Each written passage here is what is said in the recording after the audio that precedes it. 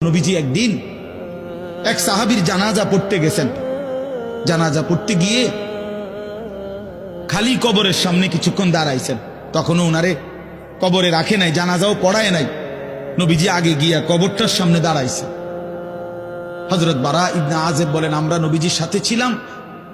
আল্লাহর নবী সাল্লাল্লাহু আলাইহি সাল্লাম কবরের খালি এই কবরে দেখা অঝরে কাঁদতে শুরু করছে। আমরা সবাই সাহাবীরা নবীজির সাথে কাঁদতে শুরু করলাম। অনেকক্ষণ কাইদা নবীজি চোখের পানি মুইছা আজীব কথা বলছে নবী। রাসূলুল্লাহ সাল্লাল্লাহু আলাইহি ওয়াসাল্লাম সাহাবীদেরকে লক্ষ্য করে বলছে, ইয়া ইখওয়ানি লিমিসলি হাদা ফাআইদ্দু, আমার বন্ধুরা, আমার সাথীরা, এই কবরে যাওয়ার জন্য তোমরাও রেডি হও। ফাআইদ্দু, তোমরাও প্রস্তুতি নাও। অচিরেই